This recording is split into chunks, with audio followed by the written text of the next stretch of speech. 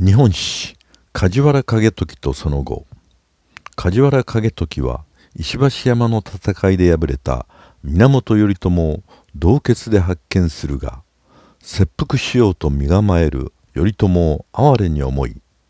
武士の情けで見逃し立ち去った。梶原景時とその後を詳しく見ていこう。梶原景時は相模の国梶原景清の三男として生まれた。1180年治承4年、頼朝が平家打倒のために挙兵すると、景時は叔父の大場景親と共に平家方で戦った。わずか300騎の頼朝方が石橋山にこもると、3000騎の大場軍は山を包囲すると一斉に攻撃を加える。多勢に無勢で参拝し行き場を失った頼朝は、土井実平ら数名の味方と伏木の洞穴に身を潜めた。景時は洞穴で頼朝を発見。頼朝が切腹するために刀の塚に手をかけたのを見て哀れに思ったのか、待ちたまえ、お助けいたすと告げると、洞穴を立ち去った。石橋山で九死に一生を得た頼朝は、阿波に逃れて再起を期し、富士川で平維盛率いる大軍を打ち破る。景時は鎌倉に幕府が開かれると、石橋山の功績を認められて頼朝に仕え、源義仲追討に従軍。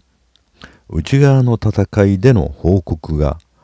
詳細かつ正確であったことから、実務方として頼朝に重用される。景時は御家人にしては珍しく教養があり、和歌などもたしなんだことから、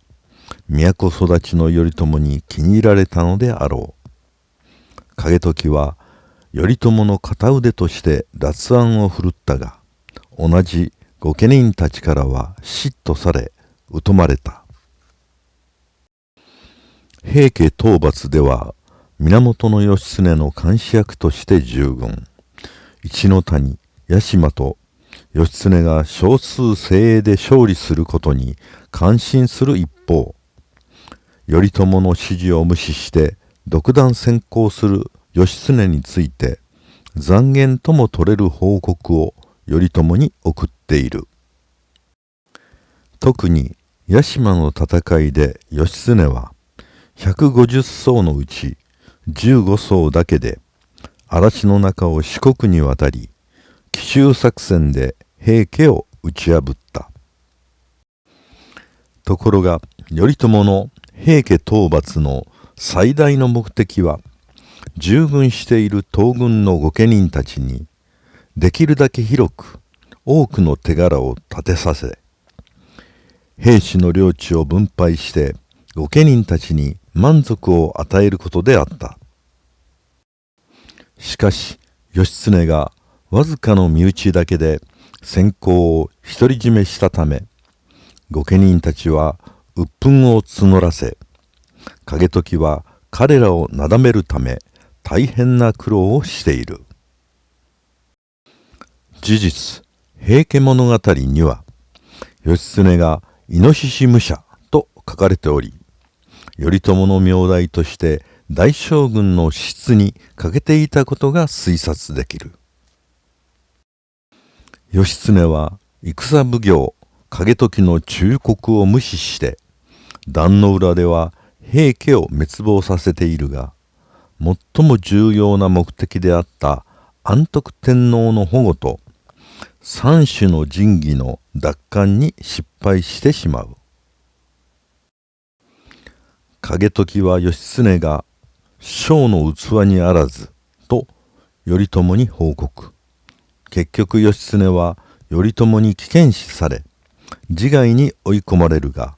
事実をそのまま報告した景時が、判官びいきの人々によって悪役にされたという可能性が高そうである。1190年に頼朝が上洛すると、景時は御陣奉行に任命されたのをはじめ、侍所諸子、馬や別当などを歴任している。1199年、頼朝が没すると、